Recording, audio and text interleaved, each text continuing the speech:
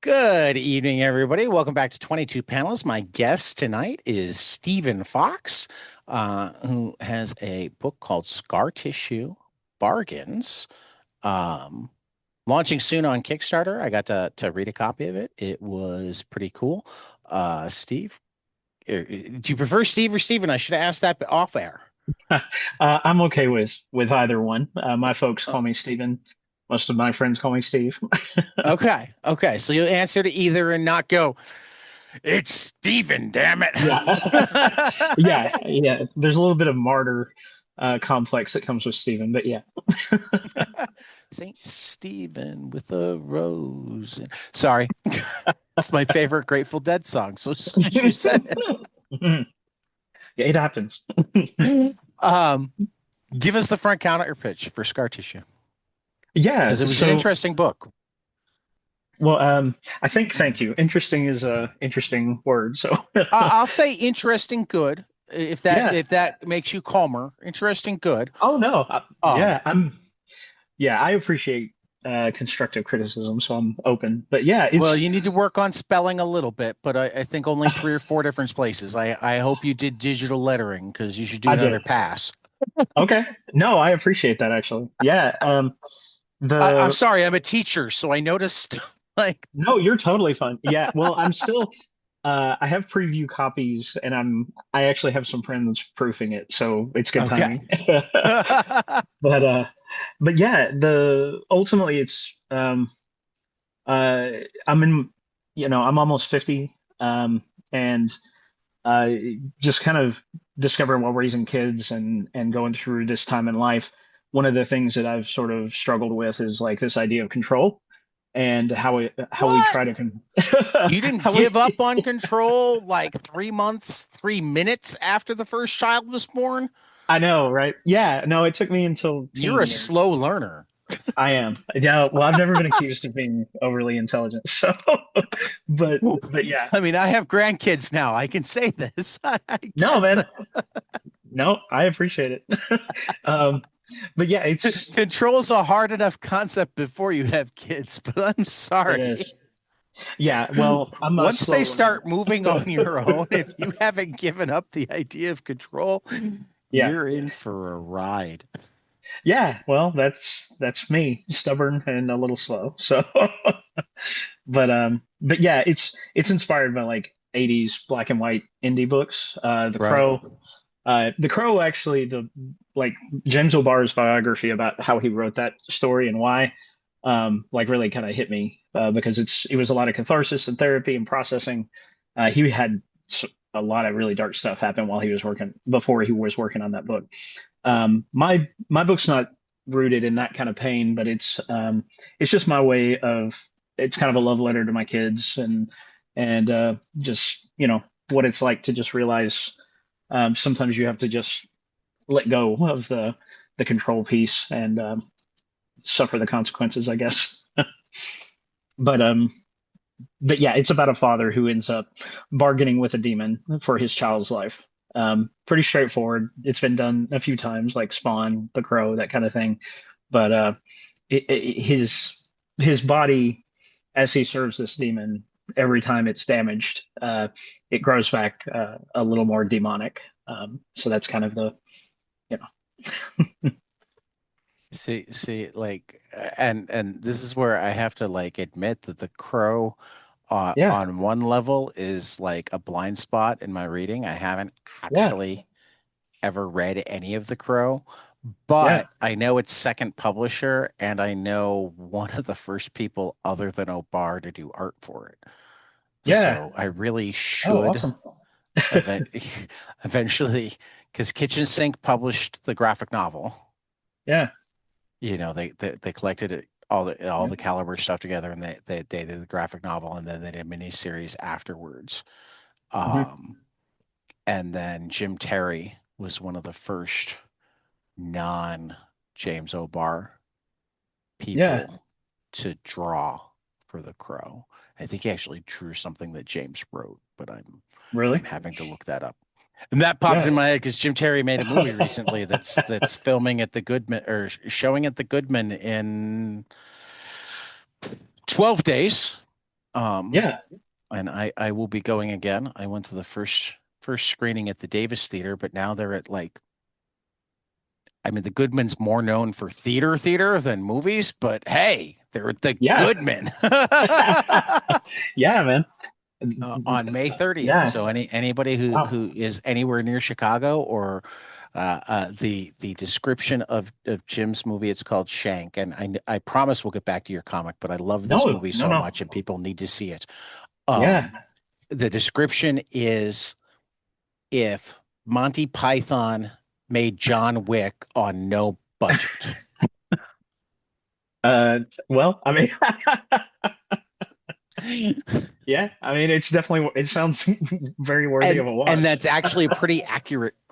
It's Yeah. like, but I actually find it brilliant in part because like when you have no budget, there are two ways you can handle things, and Yeah. the way that people most often go is to treat it seriously anyway Yeah. and act like this is the way you wanted it to look. And that Yeah. almost never works. Yeah. Jim and company leaned into the no budget. They made up for lack of visual effects with like over the top sound effects. Yeah.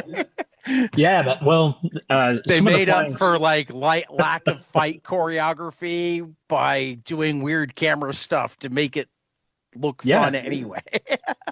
Well, I tell you, like some of my favorite stuff from Flying Circus is a little bit of that, like the Right. giant foot of God and like like the illustrated pieces that are kind of put in, in Right. lieu. Yeah, So yeah, so so yeah, that sounds no. I clever. mean, I like and it's got like Jim's an accomplished comic artist, so like he's got an eye for a good shot. Yeah, yeah. So he might not have like the effects budget. He might not have act. I mean, Tim Seeley is an actor in it. That gives Oh, you that's cool. like idea of the quality of the acting. He's got a pretty good sense of humor though. But Tim yeah, Seeley was totally outshined by his wife and daughter, who also acted in the scene with him. yeah, man. Well, that's what would happen, I think, with most guys if their husband or their wife and kids were. Mine Right, would outshine me for sure. right. So, and actually, that goes back to this because that's the sensibility that I'll give you, and like the hat tip I'll give you because, like, don't take this wrong.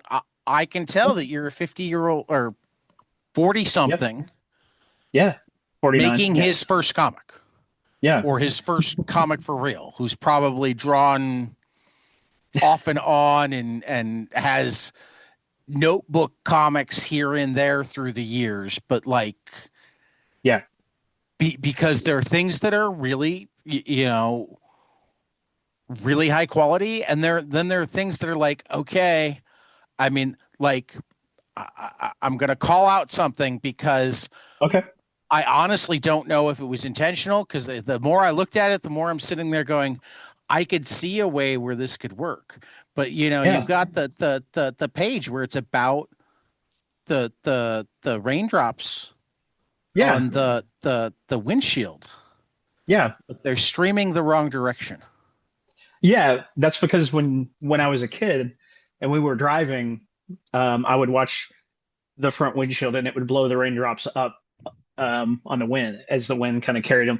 And it was also supposed to be like because that's the turn in the story, right? Where he's Right. like accepting that he doesn't have And see control. and see Yeah. that's like eventually I'm like, you know what? I don't think this was an accident. But as I was reading it, it really got to me. I'm like, that's Yeah. not how they should look. They should Did he accidentally invert the art before?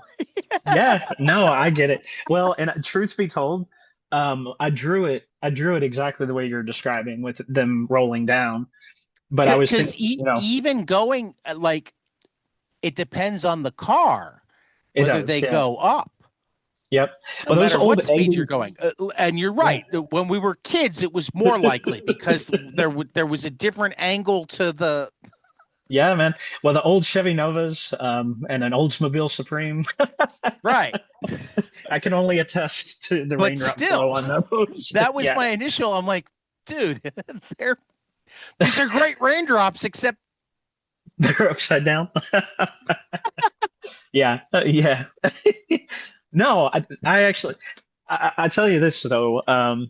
Yeah, even though I made that decision, whether it looks off or not, I do appreciate like that kind of feedback because it's yeah. like, Well, it's, and you like know, I never want to get too. I try not to get too hypercritical when I'm talking to people. yeah, I hope that enough people have listened to other because we've done a lot of Kickstarters with, or, a lot of, mhm, yes, I have the big guys, but I like to talk to everybody. yeah. Um, No, yeah, and I will first say I am not an artist. I am not an editor. yeah, I can tell you the books to read. Um, mhm, but I have read a lot of comics, yeah. which is why, certain things will stand out to me. Like your art itself is very good. You're Cool. still working on your acting. You're still Yeah, working on your pacing. You're still yeah, working on panel placement. yeah. I don't know if the pages that are completely text work or not. But at the same time, sometimes, particularly with a young artist, it's like, I mean, we were talking about Terry Moore off air, and some of the Mm. early strangers, like particularly early strangers in paradise, would wind up having a whole page of prose or 2 pages of prose. And like in Yep. some ways it's like, come on. And on the other side, it's like, this is actually kind of important to the story. And I don't Yeah, know how to draw it either. yeah. Well, and I tell you too, like one of the you're totally right about a lot of what you're kind of talking about. Um, I for a long time when I was young, like I really wanted to take the typical path of working for the big guys. One day, doing some independent work. I did some independent comics for very small publishers. But the further I got in, I don't know why, personality or whatever it was. It's really hard to be an artist and draw someone else's story. It's a discipline that I don't think most folks like me have. It's just a lot harder than you know. I mean, it's also, I mean, one of the things I've learned is it's not just really hard to be an artist Hmm. drawing other people's stories, but it's a challenge to be a writer Yeah. writing for somebody else, particularly if, as is generally the case, not quite always in comics, um, but is generally the case, you did make comics on your, I mean, like Hmm. Brian Bendis used to draw his own comics. Not Yeah. well. He'll be the first one to tell you. But Yep. Dinks and Goldfish actually got published, as did I Yeah. forget what the other one before that, even though I have a copy of the book that he doesn't like to talk about. Well, even like Battle Pope, you know what I mean? And Right. why am I blanking on? He's like the most famous writer in comics right Is now. that I can't think of his Kirkman? name. Yeah, there you go. Yeah, yeah, yeah. But yeah, and it's where I ended up was like just accepting the fact that it's like, okay, I have a really hard time not drawing and not writing. So like, what are my goals? Is it to like because this to me it just wasn't attainable because like looking at the artists that were new, they were so far ahead of me in all of those like those hard skills that you were kind of outlining, like the Hmm. storytelling and those things. But my favorite, you know, books from my youth were not always like The Crow. One of the things I like about it is he's a really fantastic illustrator, but it has some of the shortcomings that I have. I'm Right. not trying to like James O'Barr is, I'm not comparing myself to him, but I saw a kindred spirit in some of I mean, like, I haven't actually read it, so I can't speak to it. yeah. Maybe you're better than he is. We'll give you Oh, that for the I'm heck not of gonna it. say that. I'm not gonna say that. But I will I say mean, this. this he He, eventually had other people draw for him, so I mean, yeah. Well, like the crow. here I'll give you Yeah. something. Okay. You're a way better artist than Tom King. Oh, I'll take that. Yeah. Well, cool. Though he That's how I'm gonna does introduce still lay myself. out a pretty good page for his really bad art. Oh, really? Yeah, his cover Yeah. composition is generally pretty good. It's just the art Really? that Yeah, man. Well, I mean, I yeah. just like to. I'm friendly with Tom. He's been on a few times. Awesome, man. Yeah. He drew one cover, or he had one person ask him to draw a cover, and he drew like the stick figure, Batman, etc. Um, and as a result, like it started becoming a thing, and he had to start charging $50 per cover just because Yep. otherwise everybody would because he's and I actually saw it happen once. He's like, but here's the thing. It takes me as long to draw that as it takes Mitch to draw a good cover. Yep.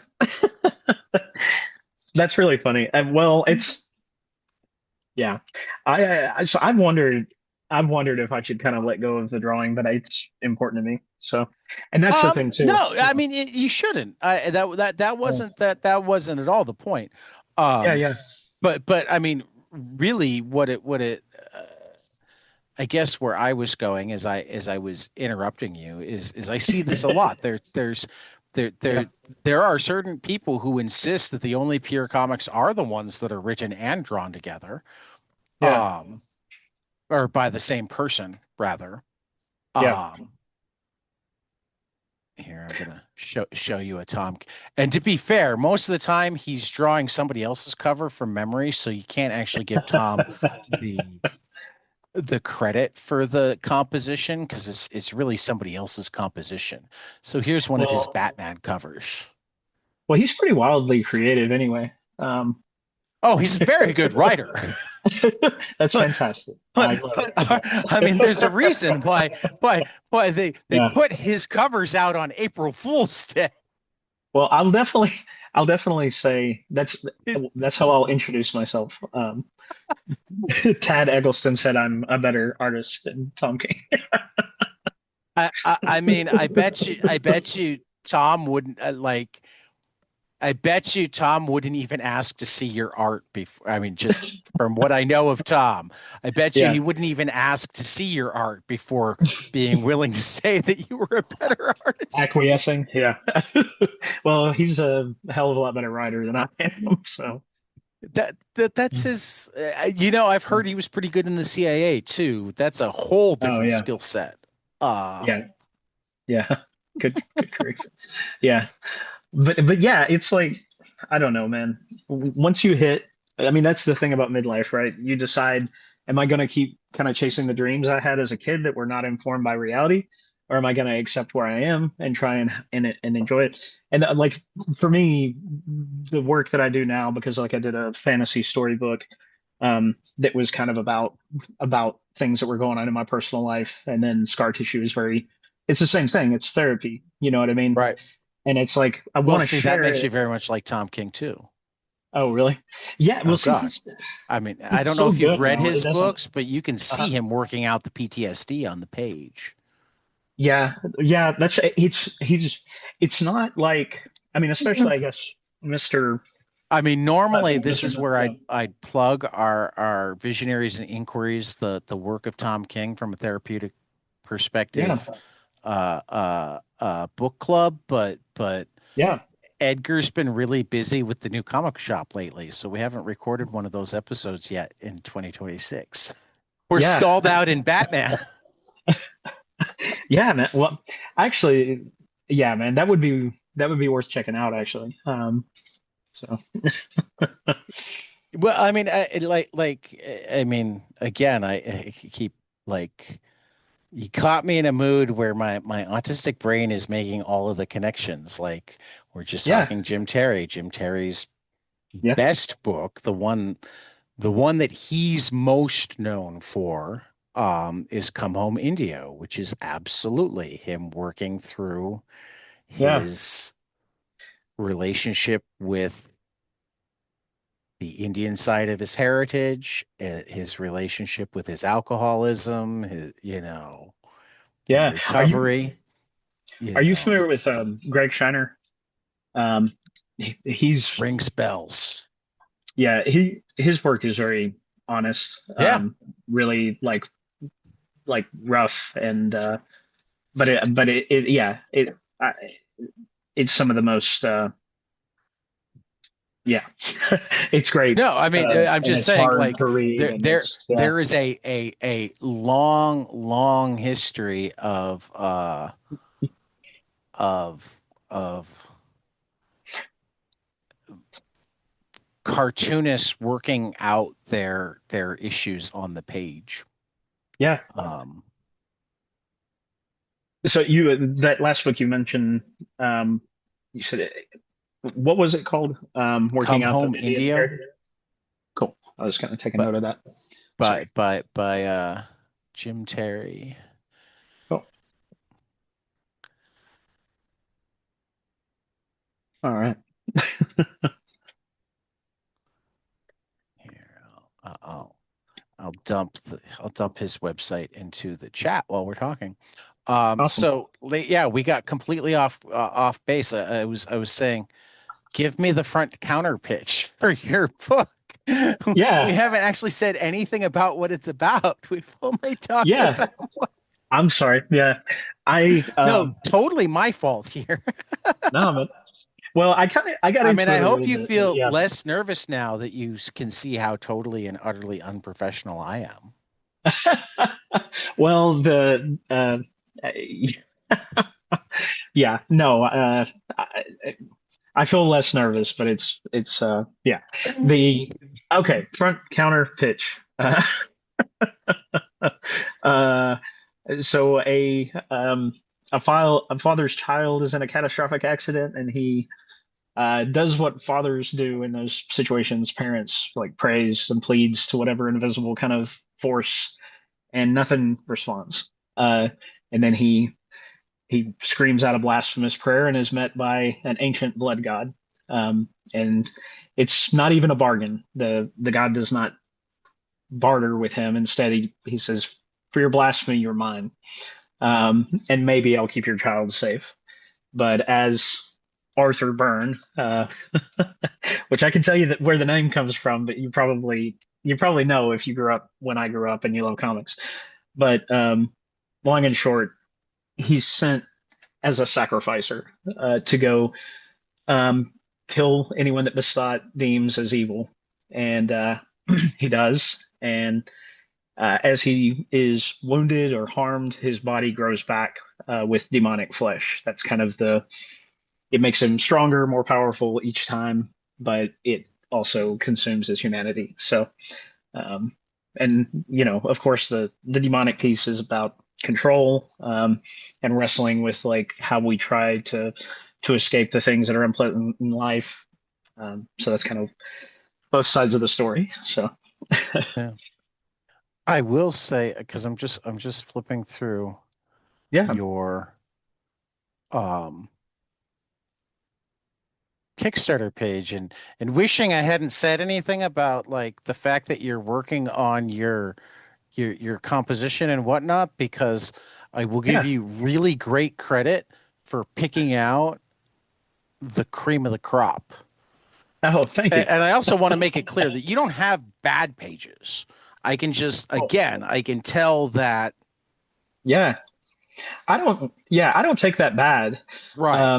Because I'll say Well, I this, was like I yeah. want to sell your book too, though. So for the listeners out there, hi Mom, hi Adam, hi Britt, um, hi John. John, this would Yeah. actually be your kind of book. Um,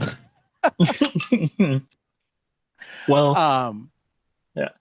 For me, the yeah, the roughness the roughness is clearly informed by somebody who knows comics, just hasn't. I mean, it's yeah, kind of the 10,000 hour thing. you Yeah. know, I can tell that you're more in the 2 or 3,000 hour range, and maybe not even that many Yeah. hours of like organized practice as much as Yeah. disorganized practice.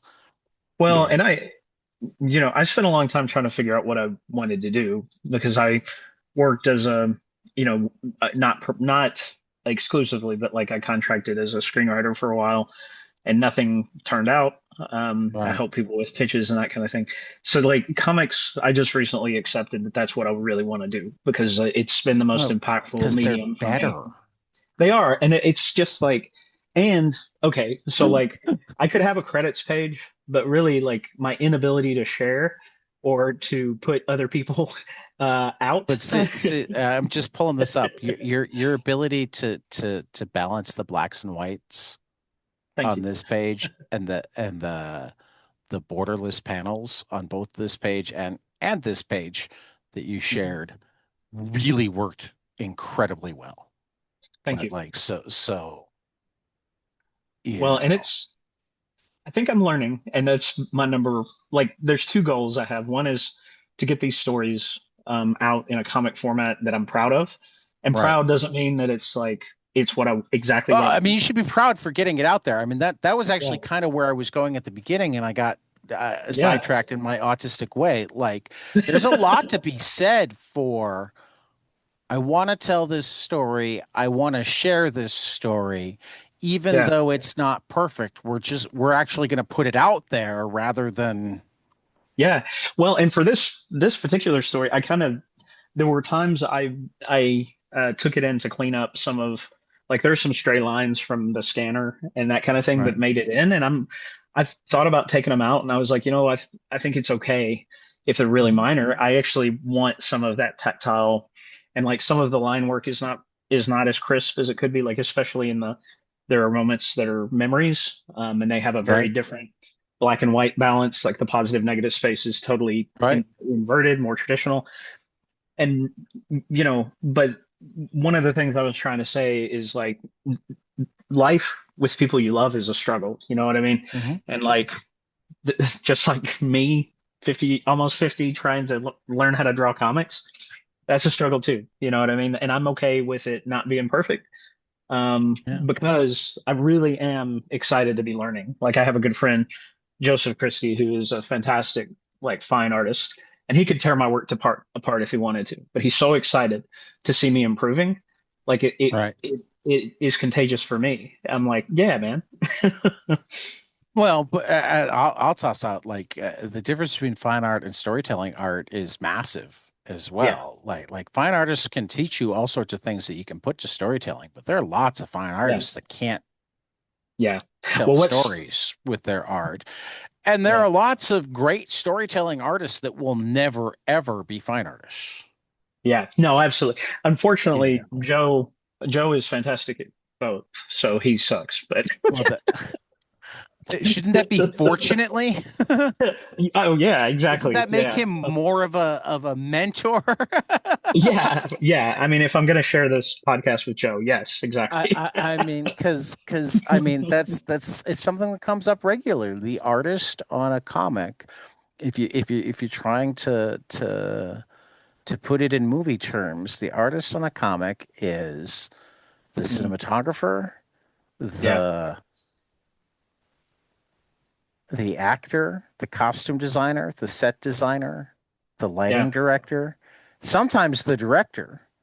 yeah, yeah. Well, and I tell you, I mean, it's really funny. everything Yeah, except the screenwriter and sometimes the director is yeah, is is is the artist's job. yeah, You know, I mean, some of the best writers, like and again in terms of collaborative, part of this is also feeling out what their artist wants. You know, some of the best writers will learn, oh, you would prefer not to have to do full on costume design, so if I do the costume research and attach some pictures, yeah. Yep. that's going to make this better. Yeah, But absolutely. oh, you want to pick out the cars, so don't even think about telling you what car should go in there, you know. Yeah, um Because I mean, going back to what you were talking about, like I I get the argument for the most pure comics being the one that are a singular vision, Mhm. but I think that also there are comics that are very clearly greater than the sum of their parts, where Oh each yeah. person wound up adding. Hmm. That's a question I'll ask teams regularly, as a writer, Hmm. to tell me a scene that like you got it back from the artist, you went, fuck, I wrote that. Yeah. Yeah, exactly. Yep. Or as the artist, tell me a scene that you got from the writer and you go, oh my God, this is amazing. I can't believe I get to bring this to life, Yeah. you know. No, absolutely. Um, and for Yeah. that matter, I mean, there are times where it's the letterer, they get it back once it's fully lettered and going, oh my God, wow. Yeah, the old Walt Simonson. Yeah. You know, I mean, like, I mean, first of all, I think we've had four, maybe five letterers on now, and Mhm. there's nobody who knows more about comics than letterers. Yeah. Because Yeah. among other Well, things, they're the first person to get to see the like finished version yeah. Yeah. One of because they're my, putting on the well, there's a guy, Russ Wooten, who's on, who I haven't uh, had on yet, but I want. oh, yeah, he's on I've heard good Instagram. things. Yeah, Yeah, again, he doesn't know who I am, but he's so right. kind. Yeah, yeah. And he has He seems been like a in, cool guy. yeah, he's been all over so many, like from working with like the Hmm. new Youngblood stuff to like older, like he's been all over and done Hmm. like worked for Wizard at one point, and he's one of those behind the scenes guys that he'll come out with something and you're like, I didn't know that, Yeah. and that doesn't happen a lot No, because no. I'm all nerd. Like we've had Clayton Coles a couple of Mhm. times, who does all of Tom King's stuff, all of Batman, all of Star Trek, a lot of Star Wars, Yeah, a lot of X-Men, yeah. lot of stuff, period, because most letterers do. Hmm. We've had Hassan Atsmain El How, who Oh well. uh he had a criticism magazine called oh, what was it called? Can't remember right now what the criticism magazine was called. Though his Mhm. YouTube channel is called Strip Panel Naked, and it's great. It like breaks I'll down write that down too. it breaks down how things work, you Yeah, know. I love hate the fact that he's been working so much that he hasn't been able to put new videos up. But yeah, he's like the probably half of your favorite, not, I mean, he does Marvel and DC too, but probably half or more of your favorite Marvel and DC book or non-Marvel DC books, he did the yeah. letters on. Oh well. And anything that has anything like crazy off the wall, he was probably the Yeah, one that did the letters. yeah. Uh, like he's doing That's a Absolute yeah. Martian Manhunter right now, among other Oh, things. awesome. Yeah, Right. man. Um, Clem Robbins has been on. Clem Robbins was the original letterer for almost. I think he did all of 100 Bullets, and he did at least two other series with Azzarello and Rizzo, and he's been the letterer for the Hellboy universe for the last wow. God Good knows grief. how long. Yeah, I was looking over his YouTube. He's man. Yeah, he's done. Yeah. Yeah, Sorry, I didn't mean to distract, but yeah, that's a now, crazy this amount of is what work. I do. Yeah. Hey, I get to make you go down rabbit holes. Normally, I'm the one that falls down rabbit holes. Yeah. Yeah. Well, we have a mental pattern in common. So, Yeah. Um, but yeah, no. So like you did all of this, uh-huh. um, and you talked about how you're most comfortable as an artist, and that Mhm. shows. Um, what was the most challenging overall? Trying to figure out like what personal parts of life were okay to abstract and which Okay. ones. which ones could be just exactly like they were, like Right. there are conversations between my child and I, my wife and I, that like brush against reality, but they're not reality. But Right. they have those feelings, and so for me, like when you say hard, that's the first thing that comes to mind. Right. Um, as far as like the technical piece, I was about to say, it's how about from a more craft side? yeah, it's just it's accepting. It's that same old thing. And I'm probably you know it's just accepting that this is my story that is important to me, that I want to tell as an artist and a writer, and accepting those limitations. Okay. That there's somebody who could draw it better. There's someone who could write it better, but it's not. You know what I mean? It would lose what's important to me about it. Right. And that goes back to me talking about like, okay, you realize that your dreams when you were a kid were rooted, maybe not Right. in It reality, actually you know. reminds me of something that Victor sent. I forget if Victor said it when he was Mhm. on this show. I know he wrote it in one of his newsletters recently, where he Yeah, talked about sometimes it's hard to work with a writer who's written a really personal story yeah, because, like, once he's involved, it's his story too. So if they're too yep, precious about things, it means that he can't work. He can't yeah, do what he does, yeah, you yeah. know. Well, and for Which me, is again where you go back to, and that's probably one of the reasons why, with few exceptions, most autobio comics are just that. They're autobio comics. They're not somebody wrote a comic that somebody else drew.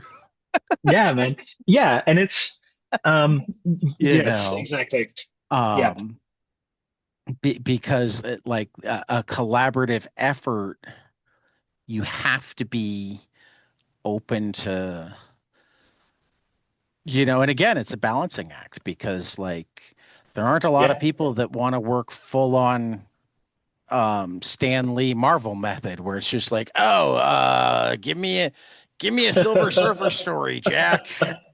Yep. Well, and that's it's funny too. Like this is the first story that I've done that I didn't write the script first. So I worked with myself in the Marvel Okay. method, which that was if you're wondering, I'm always fascinated by that too. I mean, I know yeah, people who are fantastic artists and like the writing's their least favorite part, and they still write themselves full scripts. yeah, yeah. They I used to might do do that. some Yeah, mild thumbnailing as yeah, they're doing their script to kind of work out, but like if they don't write themselves a full script, the drawing becomes too hard for them. yeah. Well, and yeah, no, I can relate to that too because it's like you start walking out on air, like Right. you know what I mean?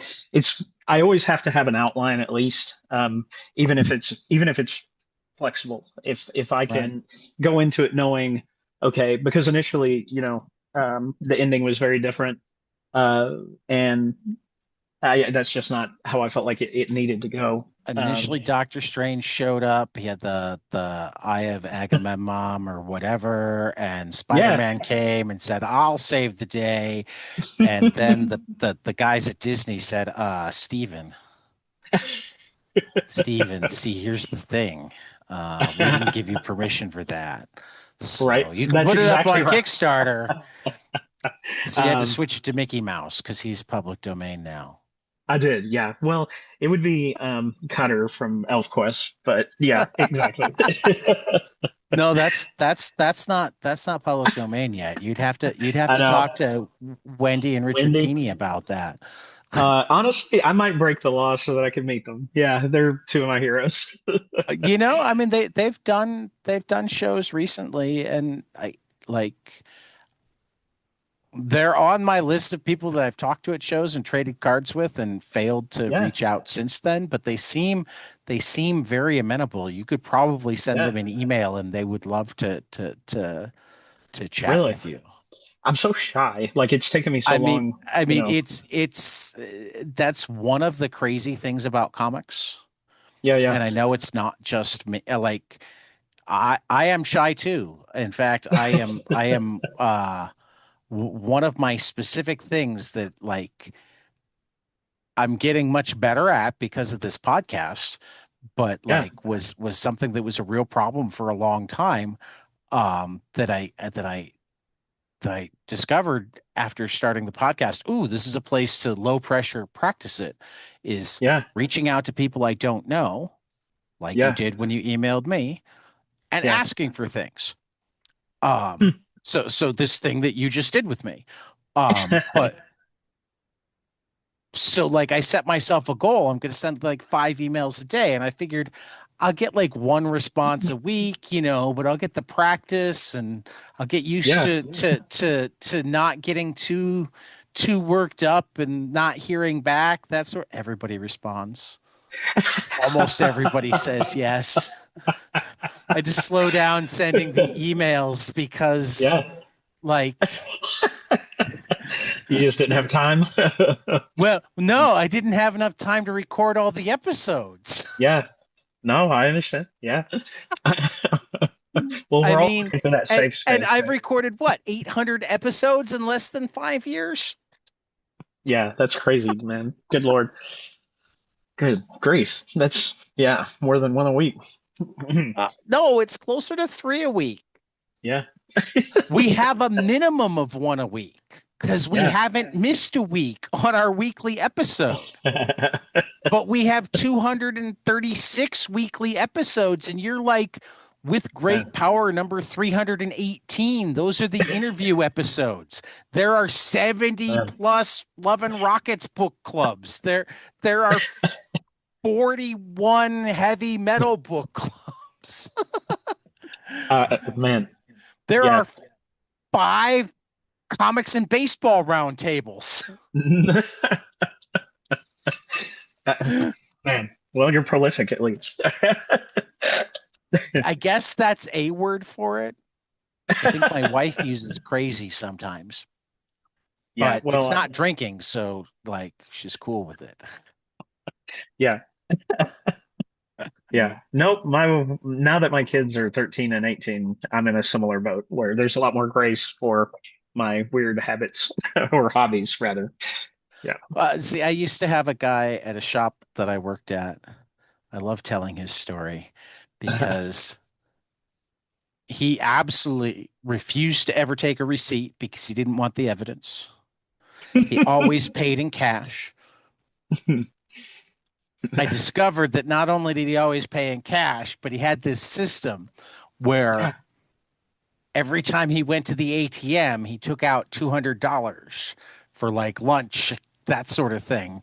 Only Yeah. really, like he just had it timed out where he went to the ATM like every 3 or 4 days, and Yeah. whatever he had left over from the last time would just go in the glove compartment. So he had it for the trip to the comic shop Oh. on Wednesday. That's really funny. A- And I'm sitting there going, Mike, she knows how much money you spend on comics. They have the Yeah. price right on them. He's like, well, I tell her Yeah. I get a big discount. And I'm like, even if you get them at cost, like she's not dumb. Right. Like the biggest discount you would be getting is 50% off, and that's still a pretty big number, Mike. Yeah. Yeah. Um, Oh but man. you have 5 kids and they're all fed and they're all clothed and they're all in sports that you get them to regularly, and you do the Yeah. chores around the house and Yeah. like so she doesn't care. Yeah. That is, yeah. The the Um, the first time the first time you can't pay a bill because of the comics you bought, then they'll become a problem. yeah. Yeah. Your Yeah. Spider-Man habit is not something that bothers your wife. Well, I find that things that keep us sane, our wives are in favor of, or at least mine. Yeah. Yeah. Well, particularly when they're like not unhealthy. Yeah. I Oh, mean, there yeah, are people absolutely. who say that, like, I need that night at the bar with the boys to stay sane. I don't think wives are as forgiving of that most of the time, Yeah. particularly not if you come home different. Knocker. Yeah. Yeah. Oh man. Yep. But like a comic book, Yeah, man. Yeah. reading in the bathroom, spending 10 minutes more in the bathroom because you had to finish the comic you were reading. Eh, Yeah. even less so if you have enough bathrooms in the house. Right? Yeah. And you're not, yes. You know? That always makes me think of books being marked. Sorry, that's a tangent, but from No, Seinfeld. we're all. Have you noticed? Have we done anything but tangents tonight, Steve? No, no, and Okay. it Okay. makes me feel comfortable. So, Okay. We haven't done anything. Okay. I'm going to ask one of my actual questions now. Um, yeah, one of the ones that I used to ask a ton. I've gotten away from it, and I need to bring it back more because I love it. yeah, Tell me your comics biography. yeah. Obviously not your bibliography. You don't have a lot of comics. Your comics biography. Tell me about like what comics you remember reading earliest, what comics Yeah, you remember a lot of people like remember that first comic that they bought yeah, for themselves. yeah. Um the So, what books were formative? What books were ooh, I want to do this. oh yeah, oh my gosh. My brother, 7 years older than me, first books that I really read were the digest size Legion of Superhero reprints from the '60s. Ah, Um, I my really, buddy Johnny is the world's biggest Legion of Superheroes fan. really, yeah, Yeah, man. he has me get pictures of people in their Legion of Superheroes rings. That's awesome. He Yeah, he man. The he he first, he, yeah, he moderates like invite only Facebook group that also include has it's like four part fans and one part yeah, man. creators. Yeah, we've had two or three Legion of Superhero roundtables on 22 panels. You can go back and listen to those too. I love Yeah, it when I hear absolutely. Legion of Superheroes because it makes Johnny happy. Well, and the truth of it is, like, there are so many. I feel like there's so many epochs to that series that are Yeah, fantastic. Of course, you have like the original era, and then like Giffen dominated that title for so long, and then you almost know, had Giffen. oh my gosh, oh that is He yeah, was man. booked. Wow, He was yeah, booked really, on the gosh, morning of our last Legion of Superheroes roundtable. We got the email from his son-in-law that he'd gone into the hospital. oh my gosh, that's terrible. That stinks. Yeah, Yeah, he. but we had Levitz Oh, and Tom awesome. Barenboim. Yeah. Oh my Mhm. gosh. Yeah. Well, yeah, there were so many artists like even when Giffen was penciling it too, like Yeah. that was a really fun era and it was kind of transformative. Of course, like everybody else, well, I shouldn't say everybody else, John Byrne, Arthur Adams, Alan Davis in particular. Wait a Uh, minute. Arthur Byrne. Oh, I'm yeah. sorry. Yeah, man. Well, what's funny, and I mean no disrespect to Todd McFarlane, but when the McFarlane wave took over high schools, because when you would take in an Amazing Spider-Man with Todd McFarlane illustrations, like the dudes would look over your shoulder, and you'd have like four or five people looking at the art, and then so that kind of entranced me in high school. And then I ran into Arthur Adams' X-Men annual, like the series of annuals where Storm is Willie Mjolnir, and that art blew my mind. It was so like it was like anyway. It felt like all the things that were just a little bit askew with McFarlane were like perfect. And Anyway, so Arthur Adams was a big one. His work now, like he's fallen in this like unending cross-hatching, uh, but he's a master at it. Oh man, oh Elswin, yeah. Did you I see this? actually, I did. It's yeah. Well, he's only him. He's the only freaking person on the planet who isn't getting paid to do it and would do it anyway because he's Well, but he is now. They're releasing yeah. it June Oh really? 23rd. Oh Abrams. oh my gosh, that's awesome. Three Wow. hardcover volumes starting in June. Oh, that's so cool. See, the Yeah. last I'd heard, the kayfabe guys had gotten a bootleg of it Yeah. that had been compiled. That is so cool. Yep. Yep. Yeah, man. So Well, so it's actually coming. That's yeah, why I man. was John Byrne, X-Men Elsewhere. We've talked about it a few times, but I figured I should Yeah. tell my mom what I was showing Stephen.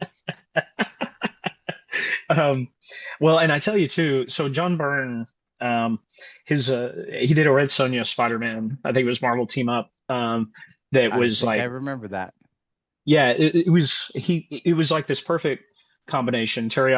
I the way I remember it, I could be mistaken about the inker, but I thought it was Terry Austin, and he had this smooth quality that he would bring to Byrne's work that I really miss. But man, it You was just mean, beautiful. and I say this with dripping sarcasm, the Yeah, yeah. inkers are important. They're not just I know. tracers. I know. Yeah. Well, it's like Farmer and Davis, right? Like to me, and so good Lord, Silvestri's, I, yeah, his era on X-Men, and then Miles Jansen. yeah, my last hero. Oh yeah, my last hero really like in my that before I was like I really want to do this was And the Mike answer is Ringo. yes, Terry Austin. Oh, good.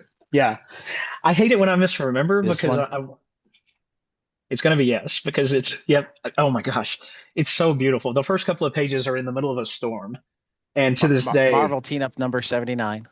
yeah, um, yeah. The art in that is it's aside from the Avengers run or the Avengers issues that Byrne did. In my mind, they're the best. I mean that, and then the last Galactus story ever told. All of those are like next level Byrne. He has, he's always great, but there was just the lines just sang in those But books to me. everybody knows that was issue 79, which means it was 5 issues after the greatest Marvel team up ever. The one I the don't want to one that guess I because I don't want to have embarrass myself. hanging on the wall in my living room. Yeah. Oh, wow.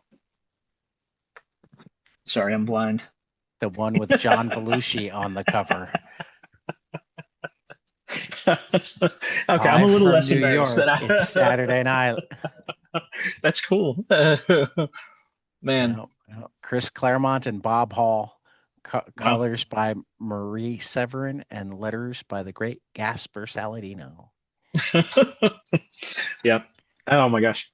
But yeah, Featuring the first appearance of Bill Murray and Garrett Morris and Jane Curtin, Jim Belushi, Dan Aykroyd, Lorraine Newman, Gilda Radner. All of them are I didn't. first appearances. I think most of them are last appearances too. Right. Man, I didn't know they did that. That's actually kind of cool. Yep. Um, Yep. I don't think it's ever been reprinted yeah. because it says it's on Marvel Unlimited now. Is it actually? I don't think it Oh, actually is. yeah. I need to actually subscribe to Marvel Unlimited. Because like they don't have the rights anymore is my Oh, yeah. hunch. To the likenesses. All right. Yeah. Oh, that's funny. A lot of those are probably estates now that manage. Yeah. Radner and Belushi, I think, are the only ones. Oh, really? Yeah. Well, and Stanley, because Stanley's in it too. But Bill Yeah. I Murray's do have still a habit alive. of. Jane Curtin, I think, is um, still alive. I know Dan Aykroyd's still alive. Lorne Michaels is still alive. Garrett Morris is still alive.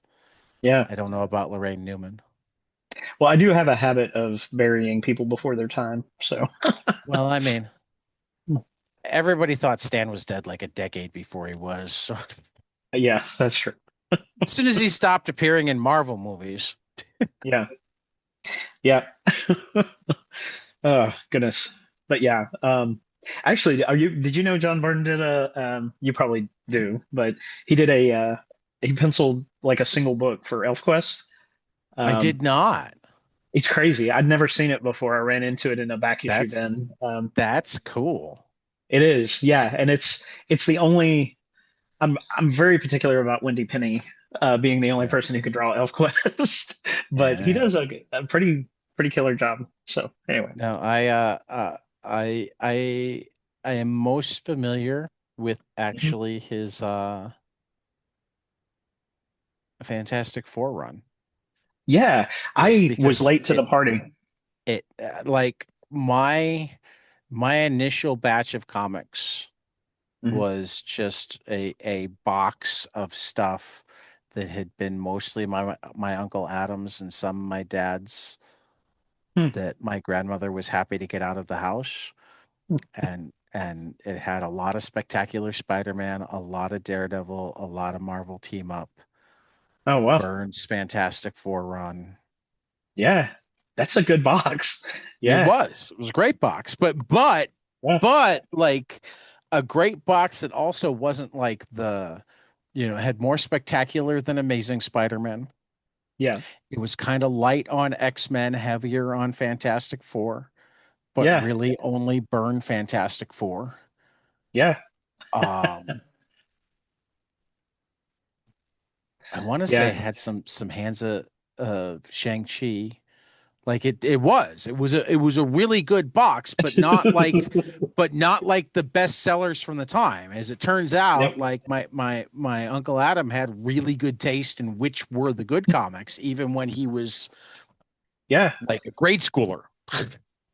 See, that's funny. My first Boxo comics, it wasn't a full box, but it was a stack of like Power of Warlock, like the Gil Okay. Kane issues, and then the Warlock Jim Starlin stuff. Which that's speaking of Jim Starlin's, I think his artwork is as amazing as his writing. I need to read Dreadstar. Yeah. I've heard Yeah. amazing things, and it just got reprinted. Well, and I don't know, man. He does like this superheroic science fiction with like philosophy, and Right. it's just so good. The Longbow Hunters. Oh yeah. I'm sorry, I'm still on No, my you should list of be. comics. You should Mike be. Grell. Because Uh, we've barely started your list of comics. I took us I like you caught me on a weird day, Steve. I'm sorry. I'm all over the no, you're fine. place. Totally It's my okay. fault. I'm No, not I, letting you finish honestly, any thoughts. And I'm not nobody. even and Yeah. I'm not even interrupting them with full thoughts. I'm interrupting them with partial thoughts of my own. So I should really be Uh, apologizing to the listeners out there who've gotten a lot of half thoughts from both of us. no, man. No, I don't get to talk in depth about comics, especially the old stuff very much, you know. This this Um, this is one of the reasons why like it's easier to get people to respond yeah. and come on your show because like even some of the really popular people in comics don't have people that they get to talk comics with. Yeah, I tell you, Angel Medina is one of the best dudes I've ever talked. Just he entertained my you mentioned autism and you you I may actually have my diagnosis. yeah, I got my well my neurodivergent t-shirt on right now. poor I some of also these work poor in people. special ed, so I work with the autistic Oh, kids and oh, awesome, man. can totally appreciate it because I'm one of them. They just didn't know it when I was their age because I could talk. Yep. It's amazing how Yeah, far we've come. it is. Yeah, If man. only somebody could tell the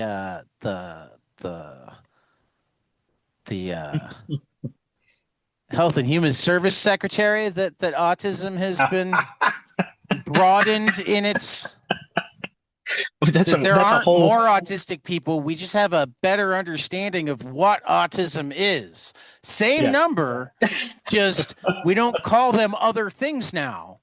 Yeah. And Well, considering most of those other things were like really harmful.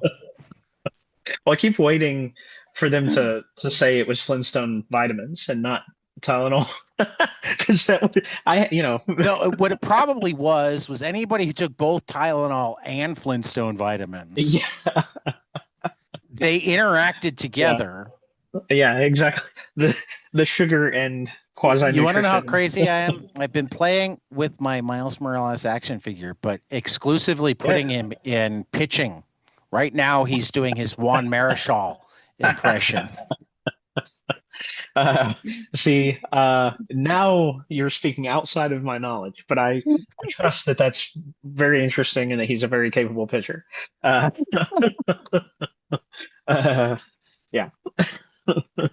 Sorry. No, dude, I don't care. I I just think it's laugh that fascinating. that's like what I do with my action. It's one of my favorite things about having extra Yeah. the extra points of mobility is that I can have them do baseball things. Yeah. Well, you're one of the few that doesn't have them do dirty things. So Uh, baseball I can things is have my Star preferable. Wars and Marvel action figures play baseball. Yeah. I once cheered up a comic writer friend of mine by putting together an entire ball field of action figures playing ball in positions and sending him a picture. It was that the day that you requested the consultation on your neurodivergence. No, no, I got that later. Though I did get it through a comics connection. So like, Yeah. I'm not making fun, by the way. I was no, I know you're not. I know you're not. I look back on certain behaviors and I'm like, oh man, how did I Well, not know? see, I mean, here's the thing. Like, and you're my age or possibly a year or two older because Yeah. you keep describing yourself as nearly 50, and I just turned 46. Yeah. Um, like I'm not joking. When in the era where most people are tested, which is like before they're five, Yeah. was the DSM-3, and in the DSM-3, if you could talk, you weren't autistic. Yeah. Yeah. By the DSM-4, there were speaking autistic people, but there weren't smart autistic people. So I still Yeah. wasn't autistic. Yeah. It was the DSM-5 where I finally qualified as autistic. But here's the thing, apparently 32-year-olds can't be autistic because you try to find an insurance company that will pay Yeah. for testing for anybody over the age of 18. Did you Yeah. know that there are no autistic adults in the world? Uh, It's what the insurance companies would like you to believe. yeah. Um, Well, my but I had grandmother, a health uh, scare and I don't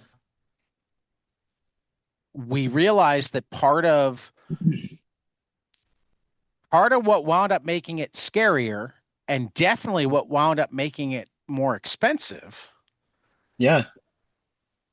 was they were treating me like a horse when I was a zebra. And if I'd been able to convince them that I was a zebra, Yeah. they they might have done some things differently. Yeah. Yeah. Yeah. That's, You, yeah. we spent 8 hours and I have decent insurance and it was still $1,500 after insurance Yeah. on all sorts of tests to make certain that I wasn't having a stroke when I like could tell you that I wasn't having a stroke except for the whole fact that I wasn't talking very well and that sounded like I was having a stroke. Yeah. Wow. Man, that's scary. Yeah. And that's Uh, when my wife fell down the rabbit hole and it's like, oh, autistic people have worse health outcomes, like so much worse that like life expectancy is 10 to 20 years shorter. yeah. Um, but like almost exclusively because of a communication, Mhm. not because they're more prone to things, but because they can't. So we Yeah. started looking for doctors that understood autism. We started making that the first thing that we told doctors is, That's hey, really interesting. he's autistic. You have to look at sensory stuff. You have to look at, what he Yeah. feels isn't necessarily like what other people feel. Yeah. Um, More No, and that's more, I'm interesting. convinced that about 60% of the world is neurodivergent. But the Mm. problem is the 40% that aren't are pretty much alike. And the 60% that are, Yeah. what, 60% of 9 billion is Yeah. a little bit more than five 54. and a half billion. Yeah. So I figure of that 5.5 billion, there's at least 4 billion variants of neurodivergence. Yeah. Yeah. The only thing, the persistence is the discomfort, not the expression of the discomfort. Yeah. The only thing that's consistent is we're not like those guys. Yeah. And the And those prayer, why guys did are you? really annoying and often Yeah. dumb. Yeah. Well, My, and my the, wife has joined like every neurodivergent Facebook group or Instagram account, blah blah blah. So she's always sending me these cool things. And my favorite is still um fire was created by the neurodivergent guy at the back of the cave banging rocks together to see what will happen while everybody else was out front talking about their hair. yeah. Yeah. That's funny. For me, it's rocking chairs, not rocks, but yes. Yeah, there you go. There you go. So, I mean, not all of the neurodivergent guys were banging rocks together, but yeah. Hmm. like where neurodivergence seems to be a majority is arts and science. Yeah. Well, and I think that there's a component of needing escape from, you know what I mean? Well, there's Yeah. part of it's needing escape, but part of it is like by definition we think differently, and Yeah. and if you're going to create things that are new on some level, it requires thinking differently. Yeah. You know, Yeah. you don't Uh, think the same way harder to make new yeah. things. Uh, uh, This falls into the things that are obvious for neurodivergent people, but really, really hard for neurotypical, or as I yeah. like to call them, neurodifficult. That was my other favorite meme that my wife ever sent me. It was a post from some mom that's like my 6-year-old neurodivergent son just called neurotypicals neurodifficult, and I love that. I'm using it from now on.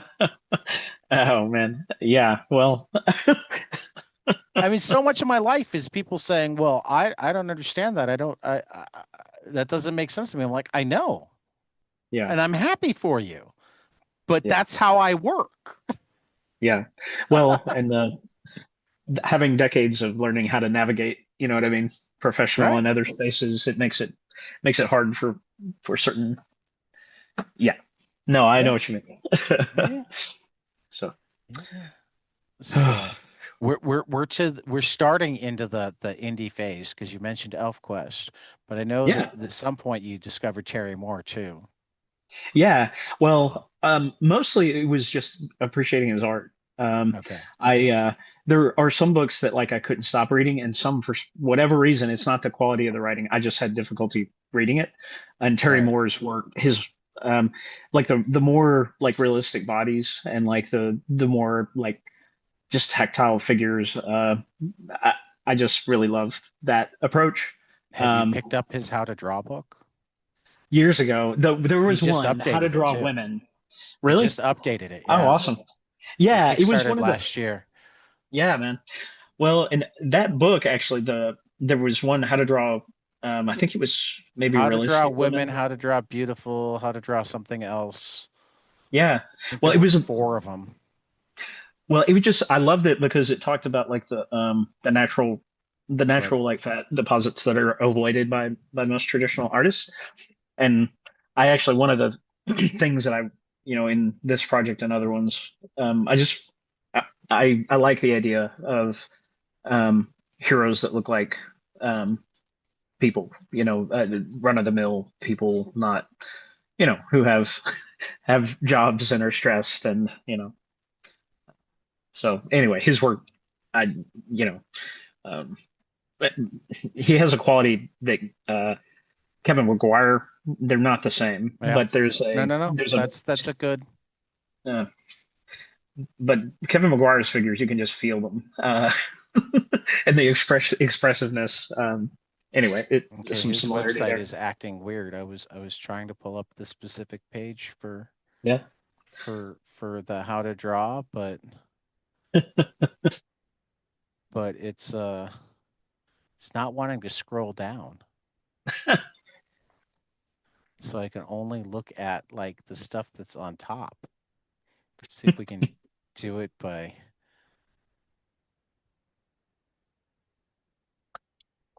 maybe he doesn't have it up on his website because it's not in the Kickstarter second chances section yet. But yeah, abstractstudios.com. Yeah. Pay Cool. attention. He just put out a new Okay. version. It's really good. Nice Okay. hardcover. Awesome. Yeah. No, I'll grab it for sure. I And also just based on your reading, if you or just based on reading this comic, if you haven't read his Rachel Rising, Yeah. you Okay. should. Rachel Rising, Yeah. I think, would be way up your alley. Really? Okay. Yeah. Sorry, I'm taking notes while I mean, um, I'm guessing that you love the art, but didn't get into Strangers in Paradise because it didn't have any genre stuff going for you. Though it well, did have some spy stuff going at various times, but it was a lot more two chicks Mhm. dealing with the world. Yeah. Well, and that's, these days I kind of prefer more relational stuff, but yeah, I Well, then maybe you struggled, should try you know. Cherry again. Okay. And they're all part of the same universe. But Yeah. Rachel Rising and Serial are Serial's kind of very connected to Rachel Rising, are like his horror books in the universe. Awesome. Um, Man. Echo is his sci-fi book. Hmm. Whoa, I didn't know he, sorry. I didn't know he ever did Birds of Prey. That's interesting. Just a little bit. He also So, did one issue of Ultimate Marvel Team Up, oh, okay. and he did Peter and Mary Jane miniseries, That's that sounds appropriate. That sounds like a good call. and and he can talk for a long time on how Gwen Stacy was done wrong. Yeah. Well, He's a big Gwen fan. really? Yeah. Yeah. Man. Um, yeah, I remember that was the first character in a comic that died that I knew of. Yeah, And then yeah. Um, stayed dead almost as long as well. Yeah, stayed dead almost as long as Uncle Ben, though yeah. like now it's less and less Yeah. because Gwen's come back in a couple of different ways, and Uncle Ben still really hasn't. Yeah. He's like the only person in all of superhero comics that like It used to be. died Yeah. and never came back. Well, yeah, I remember the joke was Uncle Ben and Bucky, and then in the '90s, it all. Right. And then Bucky came back. Yeah, yeah, that one might have been worth it. But yeah, Winter Soldier's pretty cool. it is. He is. Yeah, yeah, yeah. I think as an adult, the last two that I would put on my like, oh man, uh, Jeff Darrow and Amanda Connor. Both of them I blow me need to away every read more time I. Darrow. I love Amanda Connor. Yeah, That well, her reminds me, I power. need to. She and Jimmy are going to be at Van Expo Chicago, Oh man. and I'd reached out to them about doing a panel, and Oh wow. we need to iron out details. That's awesome. Yeah, their Power I Girl shouldn't have said on air is because it's not actually yeah, Jimmy's interested, but we haven't ironed out details. Jimmy's a cool guy. Haven't met Amanda yet, really, but Jimmy was on, and we had a lot of fun with Jimmy. really. Yeah, Yeah, that their run on Power Girl, that was one of my last like mainstream superhero books that I really look forward to every month. yeah. I But loved yeah. their Wednesday comics. Oh yeah. Supergirl, Yeah. the Supergirl story in Wednesday comics. Yeah, it's I totally understand why she predominantly does like covers and writing and that kind of thing now, but like I really She still miss. does a she still does a fair. I mean, right now they're doing I think Harley Quinn Elvira. Really? Oh, Yeah, okay. yeah, Cool. yeah. I mean that. I don't think she ever does more than a series at a time, but Yeah. and Jimmy does a lot more writing than drawing or inking these days, it feels like. Yeah. Though I think he might still ink her. Huh. Yeah, man. Gosh. Yeah, Quesada was another one that, good Yeah, Lord. Joe And Quesada. when he was paired with Kevin Nolan on Okay. sort of Azrael, that Right. miniseries was that might still be my favorite See, comic see, for illustration. for me, Quesada and Jimmy are will and always will be the guys who revitalized Daredevil for me. Yeah, yeah. No, I could And definitely just see it. Marvel Knights, and then were instrumental in Ultimate Marvel. I mean, Yeah, their time reworking Marvel, I think is. I mean, Marie Javins at DC right now is doing some pretty freaking yeah, impressive stuff too. But in terms of eras where like the yeah, entire superhero line got rejuvenated, their time at Marvel goes really high on the list. yeah. Well, and especially like, and I don't intend to speak ill, but like Axel Alonso's kind of tenure, there was a lot of different approaches, Right. and I think that I came feel like after. Quesada. Oh, did it? I thought Axel came Yeah, no, after. you're right. You're right. You're right. Yeah. I'm thinking Axel of picked the up from scene. them. Yeah, I think it was like and they did great work too, but I think it was I feel like it was DeFalco yeah. who Okay. stuck around even after they took over. I mean that's the weird thing about Marvel Hmm. editors in chief is a lot of the time like um it's it'll whoever takes over the other ones will still be there. Oh, yeah. Yep. You Yep. know. But Except yeah, for, yeah. Axel, I think he's been doing great stuff at AWA lately. Really? Yeah, I've loved a lot of what AWA has done. Axel's another one that I think started at Vertigo. Vertigo was like Yeah. as far as editors go, like almost every great editor of our generation got their start at Vertigo. I mean, Karen Berger, obviously, Shelley Bond, obviously, but like Stuart Moore didn't Yeah. start at Vertigo, but became Yeah. solid there, and then just, yeah, Yeah. I'm grateful. Um, yeah. It was kind of heartbreaking when that was shuttered for a bit. yeah, But it is cool yeah, to kind of, um, yeah. yeah. Sorry, I No, was it looking. was more than heartbreaking. Yeah. Like Shelley's been on a number of times, and generally doesn't get too deep into it, but like particularly because like she saw the writing on the wall Hmm. enough that like she wasn't shocked when she got fired, but like Yeah. she picked up and moved to LA with them. Yeah. She was still doing great work, and then suddenly they weren't interested anymore. Thankfully, Yeah. it took Chris Ryle all of 30 seconds. I think she Hmm. was walking out of the meeting where she'd been fired when she got the message from Chris Ryle saying, Yeah. I hear you're free.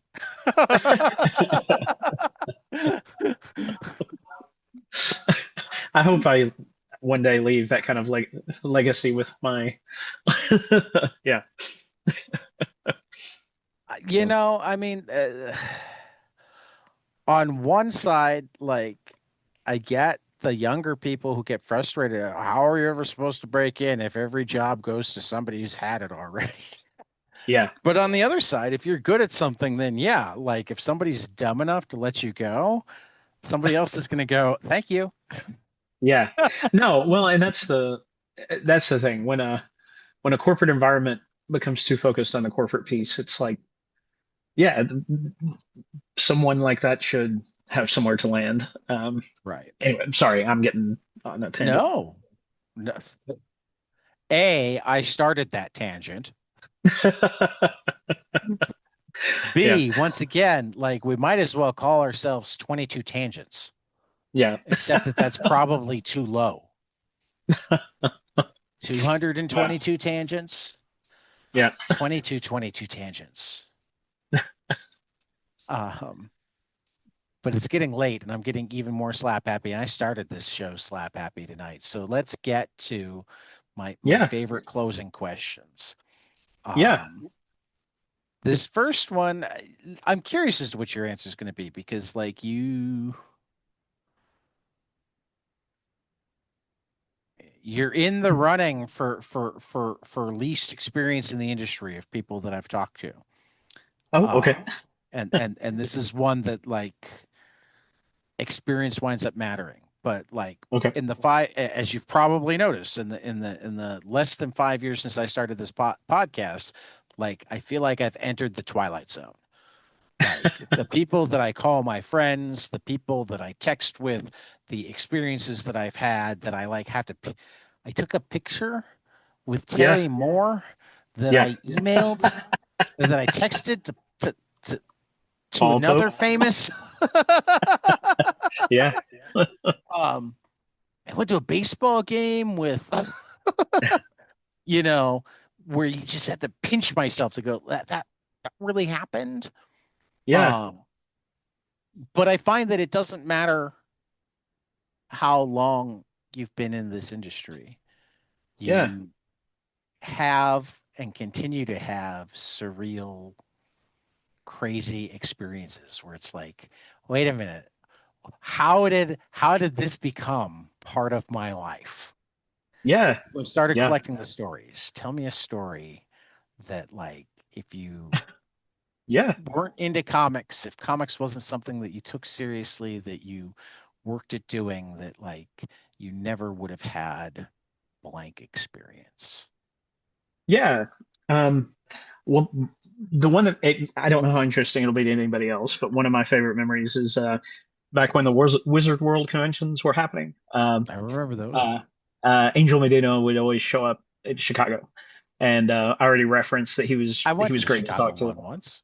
Oh yeah, I I showed him my portfolio, and he was the first pro to tell me that I could really do this if I wanted to. Cool. Um, and I didn't, at the time, I had just gotten married and things I made other decisions, but like, You mean you chose the life where you could pay for things like rent and or mortgages and eat 3 meals a yeah, day? well, it is, that's the other piece. It's, there's a level of scariness, to being Oh, a comic artist that's undersold. And like not on this show. insurance. Yeah, man. Well, that's the thing. Like, in a parallel story. Anyway, talking to Angel Medina, he had a similar appreciation for John Byrne, and John Byrne was the first artist to tell him that Right. he was good enough if he really wanted to. But yeah, to your point and kind of where we were going. Recently, I went to the Memphis Comic Expo a couple of years back, and just the number of artists who they told the same story over and over. They were doing their own thing, not just because they wanted to do their own thing, but because like the big two were not calling them back anymore. And that's heartbreaking because they're good. They're not just like they weren't outdated. Their skill was still incredible, and they were struggling to find like that contract work, so they were doing their own thing. And it's like, you know, health insurance, all these different things. It's a different life. Well, I mean, half the You time, know? even when you're at the big two, you're a contracted worker, so you don't have health Yeah, insurance. You don't have, yeah, every attempt to unionize comics has failed miserably. There's debate over whether or not you could. yeah, It'd have to be something along the lines of like the Writers Guild, Actors Guild, etc. But there yeah. there are legit legal questions as to whether or not those could be formed now or whether they're kind of grandfathered in. because they Yeah. existed as now. That's a whole like listen to enough episodes, you know that I can go down deep political. Yeah. Well, I yeah, like to call it policy rabbit holes because the only yeah, reason it's political is because there's only one party that gives a damn about policy right now, and the yeah, other yeah, only gives a damn about billionaires being more yeah, billionaires yeah. and or trillionaires. Don't get me wrong. The party that cares about policy doesn't always treat the billionaires as harshly as they should. I'm not Yeah. trying to, but I'll also No, say that they're not the same. For anybody no, out there not at that's like, all. oh, they are all corrupt. Yeah. There No, I think, are degrees. yeah. No, for sure. Well, and He there's a says on whole the segment. day where the president created a $1.7 billion slush fund for himself, right Yeah. out in the open. Yeah.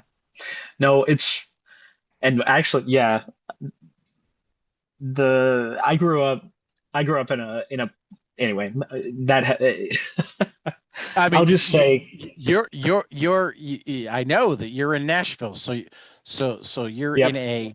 a slightly bluer part of a very red area.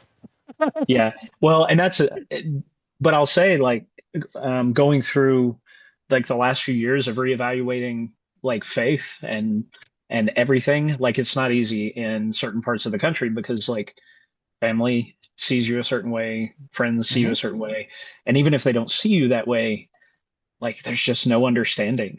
Well, Despite the this fact is one of that the places where I will absolutely also blame the left because too much of the left has so wants to paint people of faith so yeah, one-dimensionally that it makes it yeah. hard for them not to become what they're painted as. Well, and it's hard too because like, you know, 80% of evangelicals voted in a specific way. So Uh-huh. it's very difficult to not paint with a broad brush. You know what I mean? Right. Um, and it's I don't know. Well, but all It's the more so when like the left will paint mainline Christians as evangelicals even when they're not. yeah, yeah, yeah. So I just You say know, the number the of hell people who knows. don't know the difference between a Methodist and a Yeah, they whether they like to call it they're non-denominational nut job. yeah, yeah. No, Um, for sure. I mean, because I get this. I grew up in Wheaton, Illinois, Yeah, yeah, Bible Belt of the Midwest. yeah. I had to learn the Bible backwards and forwards to deal with my bullies in public school. Gosh, Now, yeah, thankfully, I have an aunt that's a Methodist minister, so I had the resources to be able to do that. But that's also yeah, why, for a long time, I've been aware that like different denominations view yeah, things differently. I have always been much bigger on denominations that talk about the things that you should do because you're yeah, Christian than the things that you shouldn't, or more importantly, the things other people shouldn't do because of yeah, Christianity. It's like, are yeah, we reading the same book here? This is where I'll give a quick plug because this is a comics podcast. yeah, Anybody who wants to like actually understand stuff like this a little bit better, go read Mark Russell's Second Coming. Read Mark Russell's God is Disappointed in You and Apocrypha Now. yeah, All of those are like he grew up evangelical and then yeah. read the Bible and went, Whew. um, um, Yeah. Yeah. I Yep. have some questions. Yeah. No, absolutely. Well, and that's the hardest part too, because okay, for people who are hardwired a specific way, who think literally, who um, uh, believe that the rules exist for a specific reason, and Mhm. trust that those who instill those rules have evaluated them because they love them and they Right. understand that responsibility to grow up and then to see the rules. the rules were not the thing that mattered. They were the control mechanism. What actually Right. mattered was being able to hang on to your stuff. Well, I mean, I'll go a step further. My wife and I were having this conversation just the other day. Mhm. We recently managed to buy 2 cars in one weekend on no money because of my connections in the comic community. Oh, Okay. And she's still like sometimes pinches herself. She's like, because she's like, I don't even know, like I don't have the trust to be able to go. I went along with you when you said we should go here first because, yeah, this is a friend of, or this is the brother of this person, and they'll guide us yeah, in because like walking into the dealership, I did not expect to walk out with 2 cars. I expected to walk out with a lot more information and an ally, yeah, right? yeah. I wound up walking out with 2 cars, which is better, but like I didn't have that expectation. Right. But one of the things I said to her was, yeah, no, the thing is, for me, it's not about trust. It's about, I know I don't know how to do this. Yeah. So I need somebody who does know how to do this. And the only part of that's trust based is, can I find somebody that I have reason to believe that they know how to do it, that's based on more than them telling me that they know how to do it?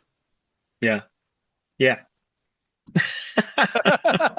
Yeah. And that's life. Yeah. Is there somebody that I can find that it's more than trust me, bro? Yeah. And the answer is I can through the comic community. Um, Yeah.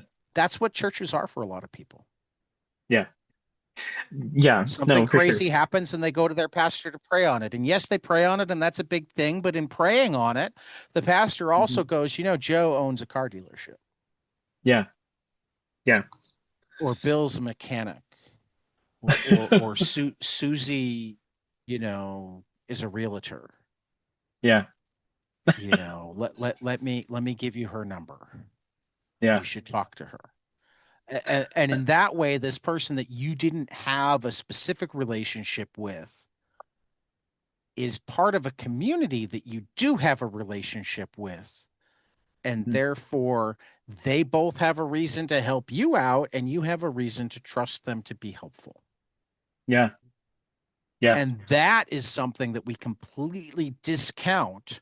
I mean, so often you hear people talking about, oh, all of the policies are screwing these people in the.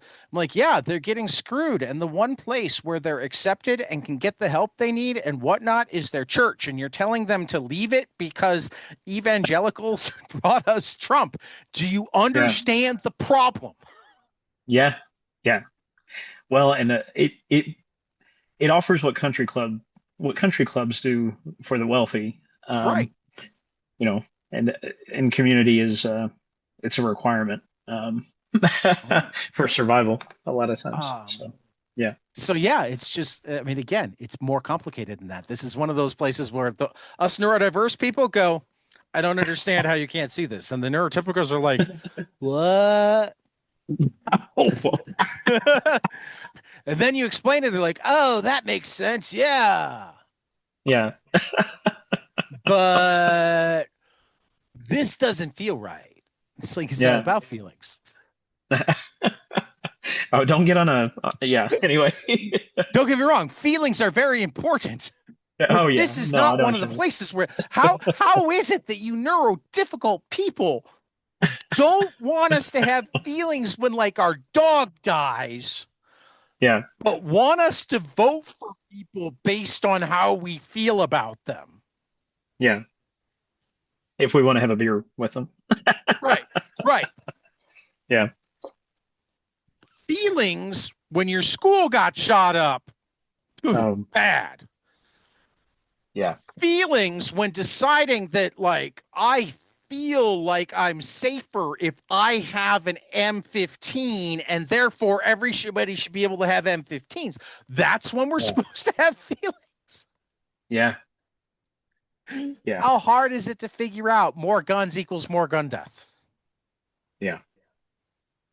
And I'm becoming, but I'm not actually a full on abolish the Second Amendment guy.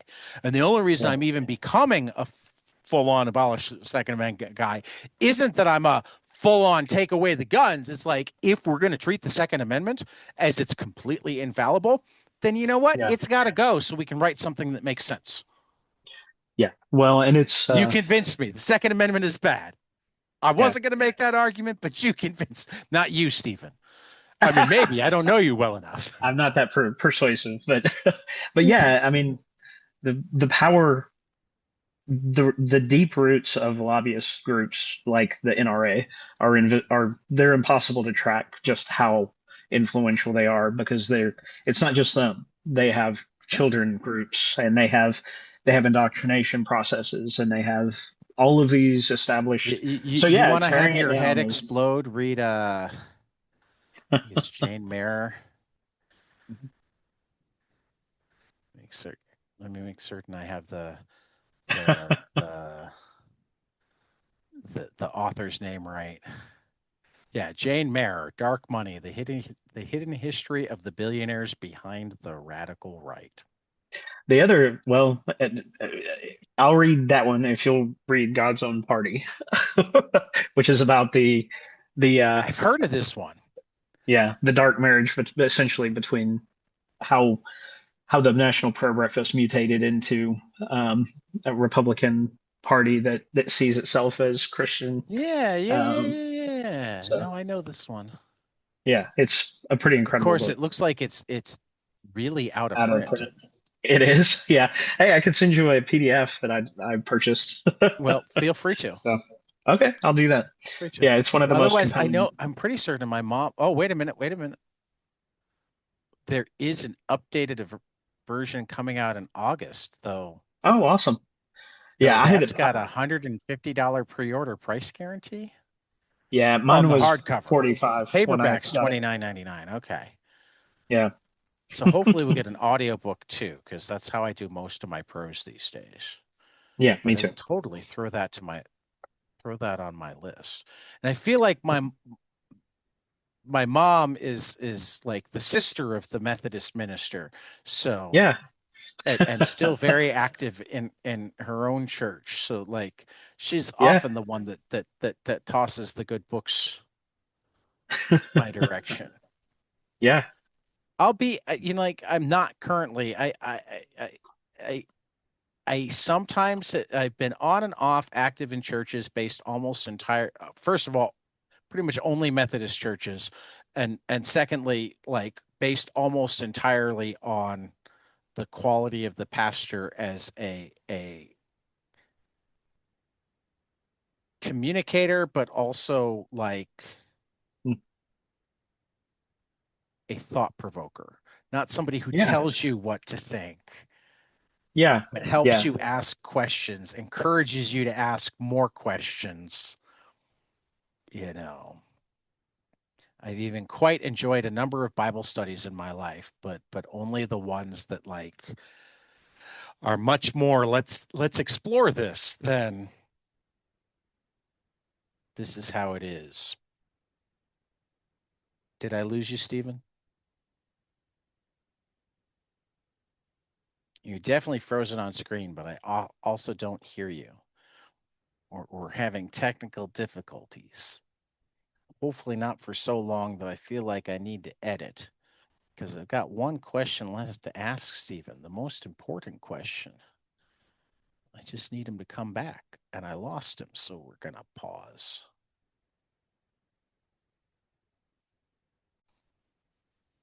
All right, we're back. The technical difficulties are over, but just to be safe, we're going to get to that last question right now. Stephen, tell me something you love. Mhm. Preferably a comic, but we don't really have rules. Preferably storytelling, but again with the rules, but something that you love that not enough people around you have experienced and you'd really like them to, so you have more Oh, people to talk about it with. ElfQuest.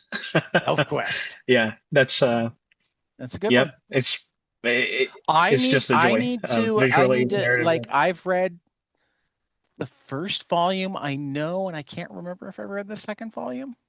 Like the big Yeah. Dark Horse volumes. So Oh my like gosh. I Yeah. have more ElfQuest reading to do. So I might like hook you up to do a book club. Okay. Um, because I was emailing with a friend of mine recently or today about possibly doing some book clubs over the summer because I have this Yeah. stack of things that I want to read, and sometimes the only way to make myself get to it is to Yeah. schedule an episode. Yeah. No, I understand. Yeah. Well, and I tell you, yeah, Wendy Penny has a couple of very interesting YouTube biographies uh, that if you haven't heard her whole story, that's almost I as mean, I know wonderful that as she started out as a cosplayer.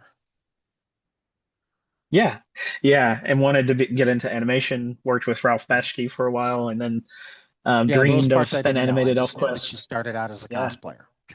yeah, yeah. Sorry, spoilers, I guess. Yeah, No, that's okay. I might not get to them anytime soon.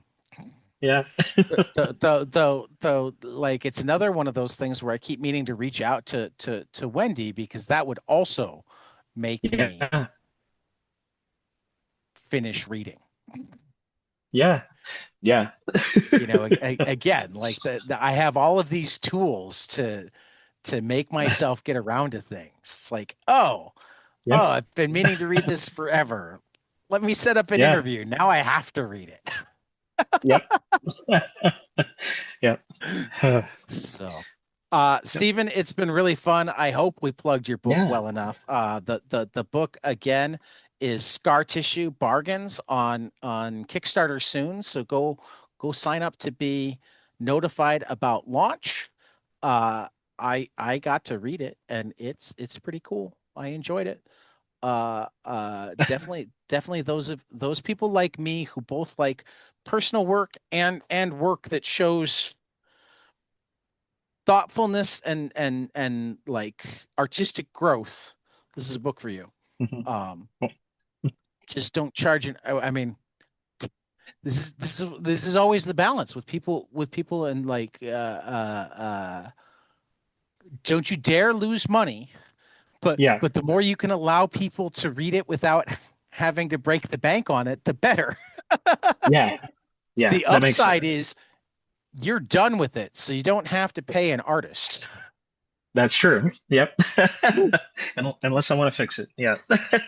And it's good if you get paid, but I'm assuming that you have a day job, and that's why you were able to like do your Yep. comic by Yep. staying up into the wee hours of the night, and Yep.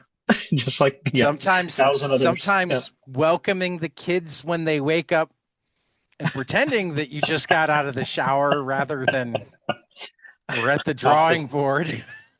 Yep. Man, it's really been a pleasure. I'm really grateful I got to meet you You know, conversation. I mean, again, keep in touch. Like if I Yeah. don't reach out to you to do Elf Quest book club, feel free to like flip it back on me and say, "Hey, you said we were going to read Elf Quest," and I'll probably go, "Oh yeah," and we'll set something up. But otherwise, like, let me know when the Yeah. Kickstarter goes live. Okay. That sort of thing. Definitely stay in touch because I had fun. I love talking comics. Um, Yeah. and Yeah. Me too. we have so many book clubs and whatnot that I'm all for allowing people to be involved in 22. I view 22 panels as a community. I'm Yeah. the I'm the activity director. Maybe that's what I should put on my business card. Yeah, man. I'll I definitely, came from senior care. I used to be an activity director. I totally understand. I was a concierge for a while. Yes. So, all right, for Yeah. 22 panels, this has been Stephen Fox, and we will see you after the next page.